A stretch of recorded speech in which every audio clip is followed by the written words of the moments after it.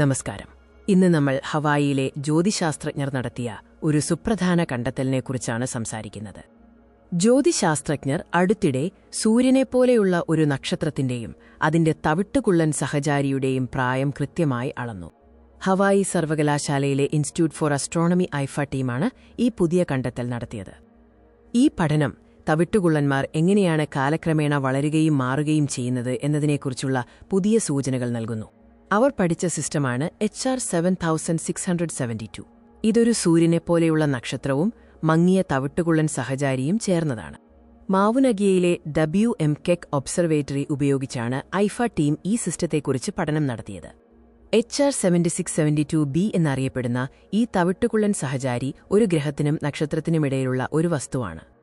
ഈ സിസ്റ്റത്തിലെ നക്ഷത്രത്തിന്റെ പ്രായം കൃത്യമായി അളന്നതിലൂടെയാണ് തവിട്ടുകുള്ളന്റെ പ്രായവും നിർണയിച്ചത്. പ്രായം നിർണ്ണയിക്കാൻ കിക് പ്ലാനറ്റ് ഫൈൻഡർ എന്ന ഉപകരണം അവർ ഉപയോഗിച്ചു.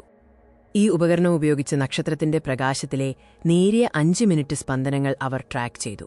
ഇതിലൂടെ നക്ഷത്രത്തിന്റെ പ്രായം ഏകദേശം 2.3 ബില്യൺ വർഷമാണെന്ന് അവർ കണക്കാക്കി. ഈ കണ്ടെത്തൽ തവിട്ടുകുള്ളന്മാരുടെ പരിണാമ മോഡലുകൾ പരിശോധിക്കുന്നതിൽ വളരെ നിർണായകമാണ്.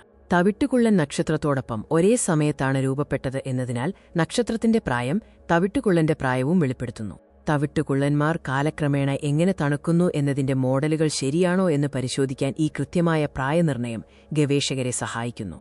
HR 7672b ഇപ്പോൾ ജ്യോതിശാസ്ത്രജ്ഞർക്ക് തവിട്ടുകുള്ളന്മാരെ പഠിക്കാൻ ഒരു പ്രധാന റഫറൻസ് പോയിന്റായി നിലകൊള്ളുന്നു.